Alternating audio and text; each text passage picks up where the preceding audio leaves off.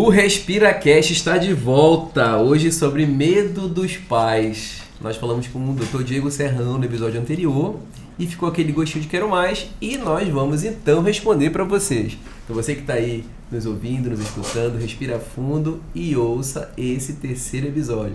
Aqui na companhia do meu amigo Luiz Marques, mais uma vez, e Dr. Diego Serrão. Diego, no finalzinho do nosso último episódio, você começou a falar de uma coisa que me chamou a atenção. Temperamentos. Perfeito. De onde é que vem isso aí? Eu sei que você é um entusiasta. Novidade, né? Isso é uma coisa muito nova que tem o mesmo tempo da medicina, basicamente. Porque assim, quando eu te vi falar, eu falei, isso é hipocrático galênico, é uma coisa 4 séculos, né? Antes de Cristo. E eu falei, isso retornou agora, o que foi? Que repaginada foi essa? 2.400 anos, basicamente, aí. Na verdade, o estudo dos temperamentos, ele veio aí sendo abordado ao longo da vida humana, né? Sofreu aí algumas interferências de escola A, B ou C de psicologia, mas o cerne dele, a estrutura central, segue a mesma, né? Segue a mesma ali onde a gente consegue perceber que o indivíduo ele vai construindo uma personalidade ao longo da vida, de acordo com as experiências que cada um vivencia, de acordo com o ambiente, de acordo com a situação e tudo mais, com o contexto. Mas tem uma parte de cada um de nós que é o que a gente chama de estrutura mineral, que é fixa, né? Que é previsível, mas que ao mesmo tempo não é uma, digamos assim, uma condenação ou até mesmo uma justificativa, né? Eu sou colérico, então é meu jeito, eu sou assim. Não, pelo contrário, mas é uma parte da gente que a gente consegue ir educando e melhorando e que ao mesmo tempo, pra gente que é pai, e esse é um dos motivos pelo qual eu abordo muito isso e é por isso que virou objeto de estudo novamente e voltou a se falar com muita força e entrar na moda, porque é uma grande chave de compreensão na relação com os filhos, né? Não só com os filhos, com o casal, marido e mulher, nas relações profissionais, mas sobretudo ali para quem é pai e mãe, na forma de lidar com os filhos. A gente costuma falar, a gente consegue falar que você precisa ser um pai diferente para cada filho. Às vezes uma mãe fala, um pai comenta, não é possível, eu trato os dois iguais, é a mesma educação, dou tudo para os dois, ensino da mesma maneira, mas eles são totalmente diferentes. É porque cada temperamento ele enxerga as situações, as relações, os acontecimentos por um prisma diferente. A gente não vê isso na prática?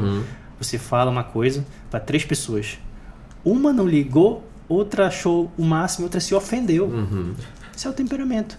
É como se fosse um filtro pelo qual a gente vivencia e observa, né, as situações. Mas assim, resumir, eu sei que não é fácil resumir isso aí, mas existe uma caixinha aí, né? O colérico, o fleumático, o sanguíneo, como que é assim? Pudesse dizer assim, Diego, em 1 minuto, é isso mais ou menos aqui. Não que eu esteja querendo me consultar para saber da Ana, né? Se a gente fosse resumir, não é muito complexo, né? Existe um estudo, existe uma série de nuances, é claro, né? Existe uma complexidade conforme você se aprofunda nisso. Mas a ideia central, né, para quem quer começar a entender, quem quer começar a estudar os temperamentos, sobretudo na aplicação da educação dos filhos, a gente tem ali um ponto de partida que são 3 perguntas, né? Como você bem mencionou, são 4 temperamentos, que inclusive pode se subdividir de acordo com a escola, mas em regra, né, a gente usa os 4 temperamentos, né? 2 em cima, nesse quadrante aí, que é o colérico, o sanguíneo, 2 embaixo, melancólico e fleumático, né? Quente e frio, né? Quente, frio, úmido e seco, né? Mas de maneira mais simplória, né, de cunho com intenção didática aqui, para resumir em 43 segundos, a gente faz 3 perguntas para si mesmo ou diante de uma pessoa, diante do filho, para entender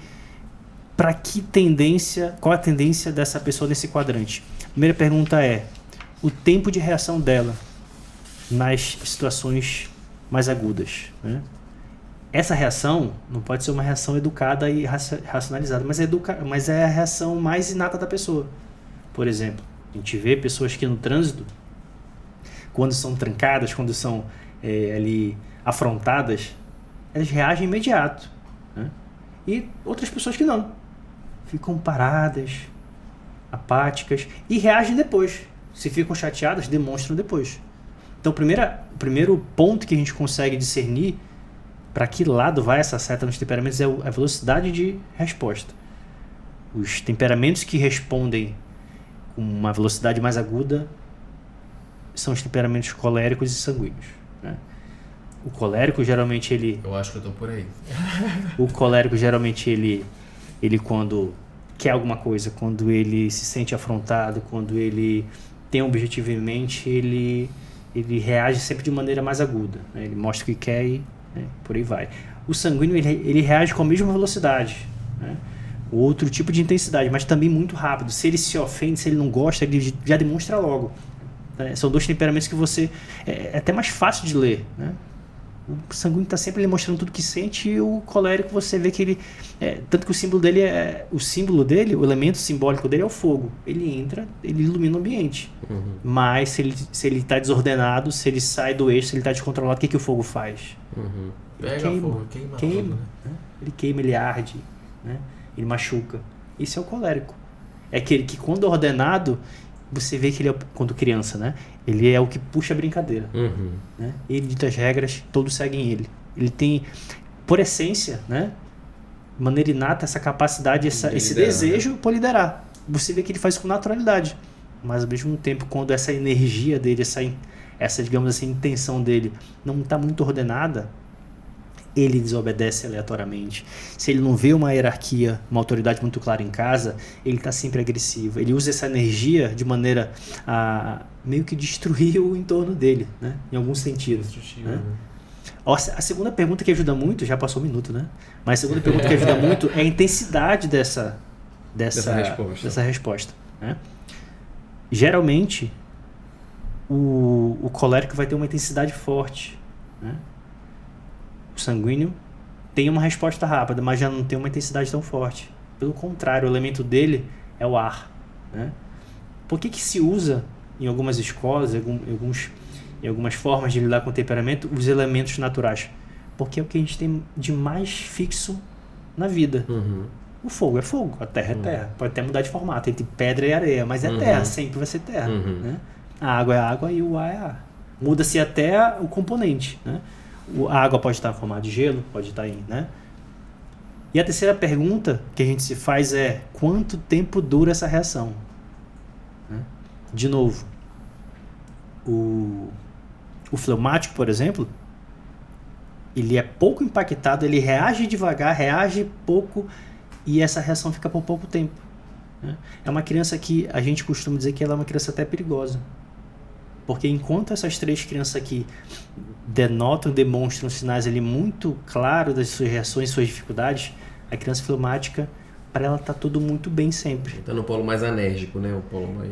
Para ela parece que tá tudo muito bem, impedindo a gente de identificar precocemente alguns problemas, algumas dificuldades.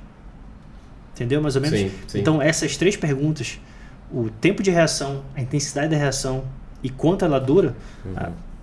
Pessoas coléricas e melancólicas, que são aqueles que a reação dura praticamente a vida toda, né? Um bocado. Eu até brinco com meus amigos. Quando eu lembro de alguns eventos da minha infância, né, igual o colega, não é um lembrar da memória, né? Isso é importante a gente frisar. Não é um lembrar de memória neurológica, digamos assim. É um lembrar do afeto, do coração. O reviver a experiência mesmo. É o reviver a experiência. Ela sente, a pessoa sente quase que a mesma coisa, né, daquele momento ali 30 anos atrás. Essa é a capacidade de reter a emoção, de reter os eventos do colérico e do melancólico. O sanguíneo, de manhã, o problema dele é A. Chegou na hora do almoço, o problema dele já é B. O problema da vida dele já é B. De tão fluidez que tem. A minha esposa é assim. De manhã, o problema central dela é 1. Ela até brinca, né, que ela oscila bastante nisso aí. Né? Mas cada um tem uma dinâmica, uma dificuldade, uma facilidade. E no fim, a gente até brinca. Não existe um temperamento melhor que o outro. Se tivesse, seria o colérico. Só que ele teria que ser mais humilde, coisa que ele não é. Sim. Então, no fim, não tem temperamento melhor que o outro. Tem temperamento com dificuldade A, com dificuldade B. Né? E para os pais, assim, de primeira viagem, essa questão do temperamento e tudo, mas lá no consultório, na sua vida, qual é o maior medo dos pais, assim, que eles chegam assim... Não sei, assim, Recebi essa criatura agora. Isso, o que eu faço, né? O medo deles, às vezes, é da questão da amamentação, é a questão do... Acho que temperamento, isso eles no início nem pensam, né? A questão de como ele pode adoecer, a questão da pega da mama, o que a descida do leite, o que você vê, assim, de forma mais frequente? Ó, tive a primeira consulta, 70% dos pais, a dúvida é essa, pra gente tentar ajudar, às vezes, quem tá em casa, quem tá no escritório, às vezes dando a informação que essa pessoa tá querendo justamente, ouvindo aqui o RespiraCast, te ouvindo, né, pra saber, eu quero ver se essa pergunta vai sair pra você dar essa melhor informação para as pessoas em casa. A grande dificuldade, beirando aí os 70%, é de ver de forma ansiosa, porque a gente é uma geração ansiosa, né, ver doença e problema onde não existe ainda. Porque isso é ansiedade, né? A ansiedade desordenada é a gente trazer um problema que não existe ainda para o presente. Como a gente vive uma geração, vive uma época onde tudo é muito levado à flor da pele do ponto de vista de patologia, o medo mais comum dos pais achar que é doença, né? Eu até brinco com eles nesse sentido. Quando a gente não sabe o que é normal, tudo parece anormal, né? Então, em regra, eles partem ali de uma assombração patológica mesmo, né? É claro, né? Cada faixa etária vai ter sua patologia ali, que a mãe vai ter seu receio maior, que o pai vai ter o medo. Tudo isso muito abarcado, muito alimentado pela experiência própria, né? Você teve um priminho que internou por pneumonia, teve um priminho que teve algum evento negativo durante uma cirurgia de amígdola, que a gente sabe que às vezes acontece, né? Bem dramático. Então isso vai abarcando ali o imaginário dos pais, sempre girando em torno desse fantasma da doença. Isso é uma coisa legal, Diego. Até aproveito para perguntar, assim, essa ansiedade transferida aí para esses momentos de doença, né? Que é aquela mãe que eu passo por isso, imagino que tu vai passar muito mais que eu, né? A criança tossiu hoje. Aí tu já recebe uma mensagem, doutor, ela acordou e deu 2 tossidas. Aí a mãe às vezes já quer levar no pronto-socorro, porque a criança deu 2 tossidas. Ele gripou semana passada, deu 2 tossidas. Aí eu pergunto, como é que você tá? Mas tá tudo bem aí? Tá bem, só que ele deu 2 tossidas. Como é que o que tu responde? Olha, eu só vou lhe responder daqui 3 dias. Como é que pode ser uma tosse? E é ruim, às vezes você fala, não faz nada, né? Só lava o nariz da água, hidrata, e ela fica chateada. Fica chateada com a gente. Exato. Mas, então, qual é o alerta, né? Qual é ali, o aprendizado que talvez esteja faltando, né? Pra mãe, sinais, assim. Sabe o que é engraçado? O primeiro alerta, o primeiro aprendizado não é pra mãe. É pra gente. É pro médico, sobretudo pediatras, né? Sobretudo quem atende criança e quem lida com as mães. Porque que nem vocês brincaram. A mãe tem um fantasma. Um fantasma que ela não criou, ela herdou. Porque a mãe dela, a avó da criança, já falava isso. E a bisa dela também. E o pai não fala diferente. Porque todo mundo aprendeu que tosse é praticamente sinônimo de pneumonia. E ai de quem disser ao contrário. Sim. Aí ela vai no médico. O médico fala de pirona e soro.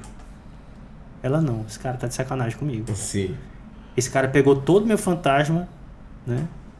E debochou dele. Aí entra uma coisa que eu sei que ele faz, que eu sei que a gente converge nisso, né? Que é a educação. Educação dos pais. Educação técnica mesmo. É claro que a psicologia até comenta um pouco sobre isso. Às vezes o medo que está no subconsciente a gente não consegue tratar no consciente, mas quando a gente vai trabalhando essa parte de educação dos pais, educação com relação ao que é uma criança e como lidar com esses quadros e com essas situações, respeitando essa angústia, respeitando esse fantasma que assombra mesmo, eles vão pouco a pouco desfazendo esse monstro de 7 cabeças, essa hidra, né? E percebendo que, a tal da tosse é até normal. O que eu costumo falar? Tudo uma questão de expectativa, de ajuste de expectativa, né? Sem manipular, sem contar história, porque a verdade sempre prevalece, né?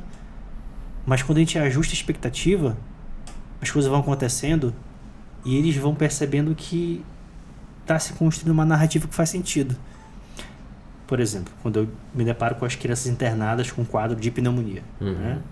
Eu já aviso o que a gente quer que aconteça, o que quer e sabe que vai melhorar agora, nesses primeiros 2 dias é a febre e a falta de ar. Que a tosse vai A ficar... tosse vai piorar. E a radiografia eventualmente ainda pode ficar alterada. Um mês, às vezes, né? Às vezes ele quer que a É mais. melhore, às vezes a ausculta tá lá alterada, mas está melhorando, tem que ter paciência. É alinhar realmente as expectativas, né? Você É precisa muito isso. É muito ser isso. sincero com o paciente, porque não tem fórmula milagrosa. A gente sabe, né, que a tosse, infelizmente, a gente não, falando de remédio, né, não tem medicamento tão eficaz assim para melhorar a tosse. Tem que tratar a causa ali da tosse, né, e esperar realmente o paciente. Tem um outro lado, na verdade. Tem outro lado. Eu gosto de trazer essa informação, porque inclusive eu vejo na prática que isso vai fazendo sentido na cabeça deles, isso vai virando uma chave de compreensão, né? Que não é só que a tosse não é esse mal todo que eles imaginam. A tosse é claro que a tosse é inconveniente, né? Sim. A tosse perturba todo mundo. Alguém vai dizer, se eu não tá aqui de madrugada... Claro, é extremamente Uma vez inconveniente. o Diego me ligou de madrugada, no horário assim, não foi, Diego? Foi. A única crise que o Tomás teve, né? O Tomás tá aqui, eu não consigo. Laringite horrorosa, Olha aí, Tá vendo, né? O pai ansioso, né? O pai ansioso. Não, mas ele normal. ficou bem. Mas resolveu. Deu água, né? Deu água e mel. Não, resolveu com medicamento e tal. Era BO ali. Era BO mesmo. Mas o interessante é o seguinte, a gente vai trazendo as informações. Eu gosto muito sempre de falar o seguinte, não é só que a tosse não é esse inimigo todo, é que ela é benéfica. É um mecanismo de defesa. É isso. Aí começa a fazer sentido para os pais. Né? Essa educação ela é tão fundamental que você começa, isso que o Diego falou, começa a orientar, dar aula educativa, a gente passa mais da metade da consulta educando, né? Esse paciente para de vir mais. Se você for pensar, por isso que eu detesto, você até desculpa, eu não chamo meus pacientes de clientes. Não chamo. Porque o cliente, eu quero que ele fique comigo vendendo, consumindo. Não é isso. O meu paciente, eu quero que ele fique bom e que ele só apareça comigo no shopping, ele apareça comigo em outro lugar. Que ele vai embora e diga mais, né? Vai embora e diga mais gente se você precisar. Mas você, eu não gosto quando o paciente, tipo assim, tá esse mês aqui, no outro mês ele tá de novo. Eu falo, não, o erro tá com ele ou tá comigo. Ou tá fazendo alguma coisa errada. Tem alguma coisa errada. Eu falo assim, não é que eu não gosto do senhor, mas eu não quero lhe ver aqui mais. Eu já quero falei que você vai embora, por favor. Fora a puericultura, claro que tem a rotina de acompanhar, né? Mas a educação serve pra isso mesmo. E a questão, assim, Diego, às vezes essa questão, né, às vezes crianças polimedicadas, né? Às vezes sabe que uma lavagem nasal ajuda, uma exposição ao sol, às vezes alguma suplementação, um pé na areia, né? Você indica, assim, a depender do paciente, claro, né? Porque eu fui criado, pelo menos, minha mãe colocava joelheiras nos meus joelhos, hoje é todo arrebentado, e eu fiquei de meia do meu 0 até os 2 anos, né? Então eu andei de andajar, da época do andajar, né? Claro, clássico. Sim, né? Você faltou só quebrar a cabeça. Quem não caiu da escada? Andajar. Quem não ficou com sequela? Então você acha que isso faz diferença, isso é saudável? A proteína S, né? Você acha que ajuda realmente? Isso é bom para a criança? Claro. Assim, pegando o gancho, né, do início da tua indagação. Começa com uma polêmica muito grande aí, né? A tal da lavagem nasal. Olha o Tite João. Mas é uma polêmica que é um tanto quanto vazia. É um tanto quanto vazia. Porque, assim, a gente sabe que se não for bem executada, se não for com a dose certa, se não for com a técnica boa, vai trazer desconforto para a criança. Às vezes a criança engasga ali, tem um mal-estar, né? No imaginário do pai e da mãe, né? Esse evento assusta, e é normal assustar, né? Eles não tem ali a base teórica para saber que tem um reflexo protegendo a criança, né?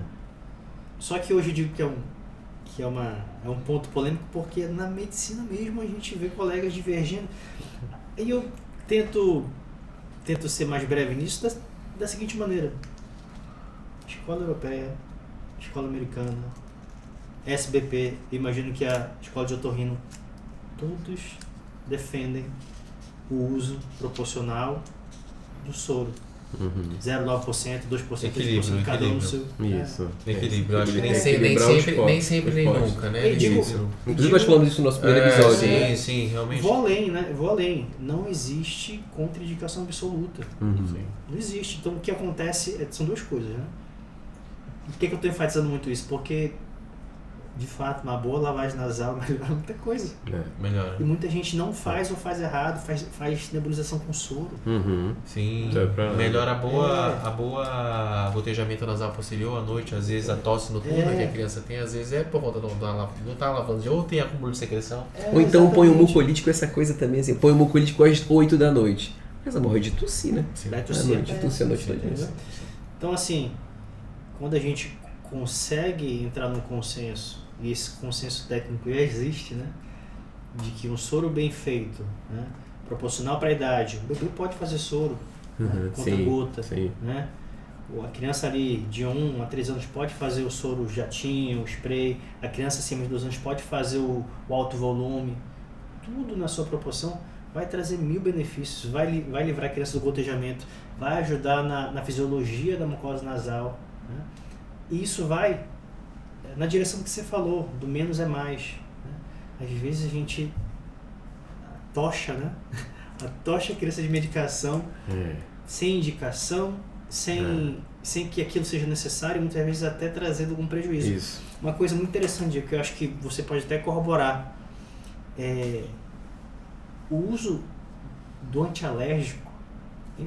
Ele é discriminado, a gente já sabe, né? Mas não é só que ele tem o potencial de não trazer nenhum benefício para alguns quadros, ele tem o potencial de atrapalhar a fisiologia da mucosa, da secreção, e fazer ali um ressecamento que até potencializa rinossinusites crônicas. Potencializa rinossinusites, aumenta as chances de durar mais tempo os quadros das otites médias serosas, principalmente, né? Porque deixa aquele muco, aquele catarro mais espessado, né? Então é tudo o que não deveria entrar. E que a primeira coisa, eu realmente não está em lugar nenhum isso. Resfriou antialérgico para a criança, né? E aí vem, vocês todos certamente já veem isso, né? Chega com a gente um jornal de 7 componentes numa receita de uma criança gripada. É demais. É o de 6 meses. Isso que a gente não começou a falar do corticoide. De 6 meses. Não começou a falar do corticoide. É um corticoide, um antialérgico, uma inalação com outro corticoide, uma outra inalação com um mucolítico, aí vem o analgésico e um antipirético. Não sei, mais alguma outra coisa lá que ele achar, entendeu? Um antibiótico, às vezes. Um antibiótico, às vezes, ou um desses suplementos aí de zinco e magnésio. Coenzima Q10. Aí chega e falo pra mãe, ele tem alguma doença crônica? Não tem. Por que ele tá usando? O que tá acontecendo? Um bebezinho desse com uma receita de 8 itens. É demais. Então, quando a gente consegue ajustar isso, otimizar o que precisa ser feito, trabalhar a ansiedade e exorcizar os fantasmas, a gente começa a virar o jogo, né? Entendendo que a criança pode pisar no chão de casa, que a criança, o que ela precisa muito, olha que coisa interessante, né? Ela precisa muito de água, porque a ingesta de água é que vai fazer com que o catarro fique mais facilmente absorvido pelo corpo. Parece coisa de maluco, né? O cara tá me prescrevendo água, esse cara tá doido. Esse cara de Instagram, bicho, não tem jeito. Prescrevendo água. Mas a água é uma das coisas que mais vai melhorar o gotejamento e a tosse, né? É claro, o que eu falo muito pros alunos, né? Pros internos, pros colegas da faculdade que nos acompanham. O ponto central disso não é fazer o que eu tô falando, não é fazer o que o Diego tá falando. O ponto central disso é conseguir individualizar de acordo com cada quadro e cada criança, né? Eu faço isso em casa. O Tomás tem todo um perfil atópico. Sim. Né? O Tomás, a abordagem dele é totalmente distinta a do Romeu, né? Então, quando a gente consegue individualizar isso, a gente começa a otimizar o que não é para ser feito, começa a não ter medo do chão, a não ter medo de certos fantasmas, né? E ter mais segurança. Isso culmina em segurança dos pais. Eu queria, assim, só pra gente encerrar, né? Mais uma vez voou o nosso tempo, né? Tem uma coisa que eu acho que a gente, assim, tem um troço de instinto, né? E tem a técnica, né? Eu acho que a gente tá aí toda hora tentando conciliar isso, né? O instinto dos pais, o instinto da criança, porque a criança, ela quer ir pro chão, ela quer pisar, ela não quer usar a joelheira, ela não quer usar a meia, né? Manda já. Então, manda já. A gente tem que conciliar essas duas coisas, né? E realmente entender que tá todo mundo querendo fazer o seu melhor, né? Acho que os pais, Sim. né? Então o Diego deixou ali o arroba dele no Instagram para seguir, né? Diego DR, Diego Serrão, né? Isso aí. E o Diego também já me salvou bastante lá no Spotify com as listas dele, né, Diego? Se você seguir também, tem as listas dele de recomendação para deixar seu filho um sono melhor, que vocês podem utilizar também. Pro meu sono, inclusive. Pro teu sono, inclusive. Então, olha, finalizamos aí nosso terceiro episódio do RespiraCast com essa enxurrada de informação para você que está em casa. Obrigado, Diego, Luiz, últimas palavras aí. Tem muita coisa boa por aí, aguarde o quarto e o quinto, o sexto e assim por diante, né? Então a gente vai tentar trazer sempre ali, né, temas que vocês consigam se conectar conosco e a gente sempre trazendo convidados. Agradeço aqui ao Diego, muito obrigado aí. Aprendi muita coisa, tá? Apesar de não ser pai, mas ter a vontade de ser pai futuramente e com certeza eu vou te procurar, não tenha dúvida. Vamos que vamos. Obrigado, agradeço. Espero ser convidado novamente. Obrigado. Contem comigo.